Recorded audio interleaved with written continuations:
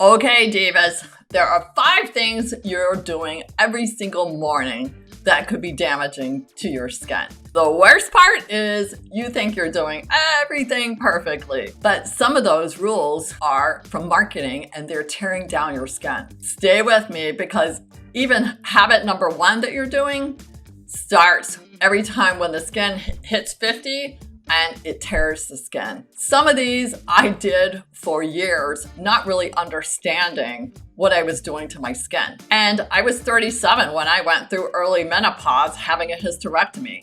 And at the time, I had menopausal skin clients and I didn't really understand. I went through it, what was happening to their skin. So my recommendations in some cases were totally wrong. So there's real no judgment here, but here's what I've learned and here's what I know works now. By the end of this, you'll know the 5 habits and you'll know how to fix them. And it's not as much fixing them, but it's like a simple swap. So you're still gonna be doing everything, but you're going to be doing it so that you get stronger skin. Okay, we're gonna start at 5 and go all the way to 1. So habit number 5 is one I was guilty of for years, and that was the clean, squeaky skin. I had had super oily, acneic skin growing up, and I wanted my skin as squeaky clean as it could be because that meant I was never gonna have a breakout ever or even have a pimple, which I still have pimples today. That tight feeling that you think is wonderful is actually your skin being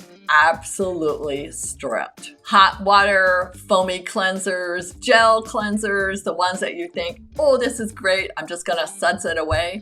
It's slowly stripping all the oils and everything off of your skin. And even worse, most sudsy cleansers have emulsifiers in them, which even do more damage. That super tight feeling that you get that you think, oh, that's wonderful. And then, maybe like 3 hours later, you get an oil slick down the T-zone. That's your brain thinking that, oh, hey, so you got all the oil stripped off the skin. Now I'm gonna send down some new oil so that we can get our skin balanced again. Well, you know that feeling. Okay, the swap for that is a gentle cleanser. And I know you're gonna hate it, but they do make creamy cleansers that are actually really good for the skin, and they actually remove makeup, they even waterproof makeup, and they remove everything, but they don't remove the ceramides, and they don't remove the lipids, and they don't strip the skin. That's what you want. And clean skin should never feel tight or taut or sensitive. So if it feels sensitive, something's wrong. Habit number 4 is one I'm so guilty of, and that was exfoliation. Oh my goodness, we have to exfoliate. Yes, yes, yes. So let's exfoliate and let's see how many ways. And some of my favorite ways, because I was an esthetician who knew everything, was by doing little exfoliant peels. So at least at home, hopefully you're not doing TCA peels at home, but at least at home you can exfoliate, but I'm gonna teach you the right way. There's 2 kinds of exfoliants. There's a chemical and there's a physical. And both can harm you if you don't do them the right way. The chemical one is like lactic or glycolic. Too much of it, and if it's buffered wrong, will really strip the skin terribly. And a physical scrub, if it's too harsh and it's not a bead that you want it to not scratch the skin. So you really want to pay attention to the exfoliation and make it gentle. I love enzymes. I love how they really are gentle on the skin. Something with a bromelain, which is a really nice pineapple, or papain, which is from papaya.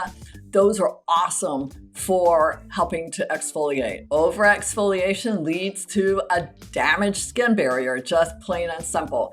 It is stripping the skin of everything that's good for it. You will get irritation, you'll get redness, sensitivity will be off the charts, and the brighter skin that you're like really striving for with the exfoliation, you might have it for a day or so, but then in the following week, it'll get dull. And that's it for habit number 4. You wanna swap it for something that's much gentler. You insist on an acid, make sure that it's buffered so it's not too aggressive for your skin. And habit 3 is something that after years and years of doing this, that is the one thing that's probably the most oversold feeling in skincare is, oh, if it tingles, it must be working. And the real truth of the matter is, if it's tingling or burning, guess what?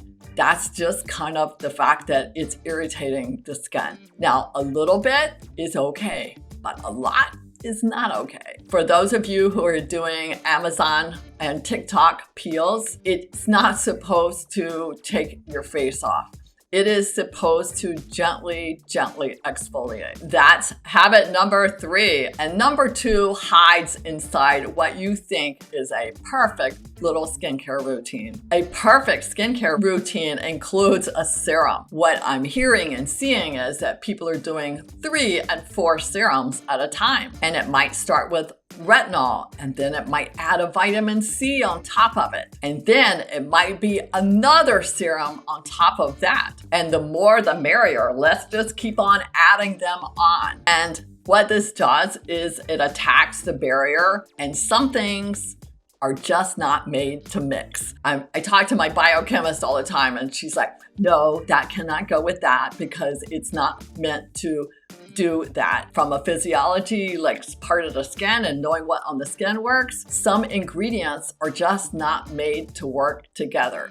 So when you're buying separate serums for 2 different things, make sure that you're using them at the right times. There's things that repair the skin all night for serums, and the morning is serums that actually help protect the skin throughout the day. Try to keep it to 1 strong additive at a time for your skincare routine. Like if you're gonna do retinol, only do retinol. Not my favorite because there's other choices out there that work better, I think. But if you're gonna keep it to that, make that your strong one. Don't add another strong serum with that. And habit number 1, and the one that women spend so much money on, and it still amazes me because I still hear people talking about shrinking the pores. And it drives me crazy because I will see influencers out there going, oh, it works great to shrink the pores.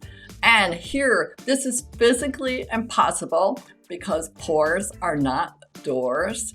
They do not open and they do not close. Please remember that, and don't let anybody sell you that something's going to shrink your pores. Now, let me tell you what it can do. And before we talk more about what we can do for the pores, is the pores don't have a muscle to open and close. And the size of the pore, not only is it like genetic, but it is also dictated by the amount of oil glands you have, which is also dictated by where we were supposed to be in the geographic regions of the world. So my family's English and Irish, so we didn't need a lot of oil on our skin because we were supposed to be stuck up in where it rains all the time. So we didn't have large oil and glands with lots of oil. Whereas somebody who is from the equator and has oil glands, they need the oil and the lipid content in order to keep their skin in shape for all the heat that it's combating. Okay, back to pores. You get me going on a roll here and I can't stop. But I love talking about pores, they're not doors. It always amazes me that people talk that they can shrink your pores. So anyway, what can you do with your pores? You can help minimize them many ways. First, you need to keep them clean, which means you need to make sure there's no blackheads in them. You need to make sure they're detoxified. And as gravity starts to happen, you want to do like any kind of treatment that is going to help smooth the skin. You want gentle treatment. Things that work are very light peels or microneedling will help with the size of the pores. What you're using as far as products can also help to minimize the appearance. It's not going to change the size. It can help not shrink them, but it can help smooth them. And that's what you're seeing when you see bigger pores. Sometimes they also have blackheads on them and they need to be extracted. So what everyday habits are harming the skin barrier. The most common over harsh cleansing with hot water and a cleanser that is too much, using products that sting, stacking additives that are way too much for the skin, and harsh pore shrinking treatments. So that's your 5, and I want to ask, notice a pattern here? We all have been trying way too hard, and I only really started understanding this when I started looking at skincare for cancer patients and knew how sensitive their skin was. And then I really started studying ingredients and the physiology of the skin to see, hey, what we've been doing is way too much. We've been stripping too much, scrubbing too much, everything too much. After 30 years of being in this business, I would love it if you can stop doing these 5 simple skincare habits that you have been taught to do and sold to do. And if you want to learn more, mention the word guide down below in the comments, or ask me anything about skincare or barrier care or anything that you kind of want to know about your skin. But if you want more information, just mention the word guide below and I'll send you more information. And next, another one of my favorite, I'm going to show you why that expensive skincare that you keep buying might not be working. You know, that $200 cream that you thought was going to make you look like you were 40 again. And guess what? It's got nothing to do with price.